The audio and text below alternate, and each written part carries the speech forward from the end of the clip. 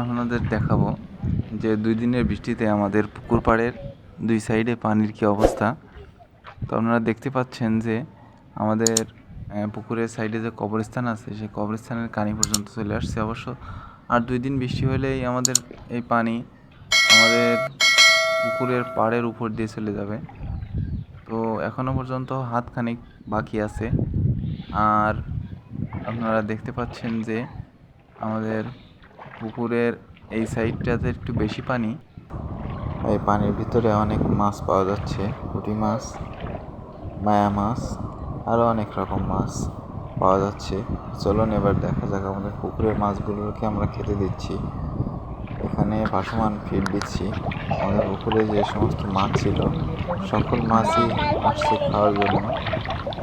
আর মাছগুলো যাতে বেরিয়ে না যায় এর জন্য আমাদের যে ঘাট আছে, পুকুরের ঘাট, এই ঘাটের কাছাকাছি আমরা খাবার দেওয়ার চেষ্টা করছি যাতে মাছগুলো নেটের কাছাকাছি না যায়।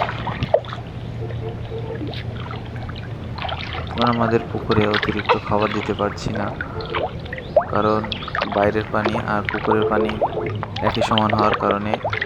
আর আমাদের পুকুরে এখনো পর্যন্ত অনেক মাছ ছাড়া বাকি আছে।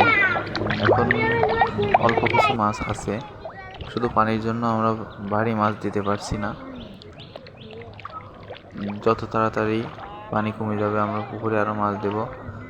তো দর্শক, আপনারা আমাদের চ্যানেলটাকে সাবস্ক্রাইব করবেন এবং পাশে থাকা বেল আইকনটি প্রেস করবেন, আর আমাদের ভিডিওটি বেশি বেশি শেয়ার করবেন। সকলকে ধন্যবাদ।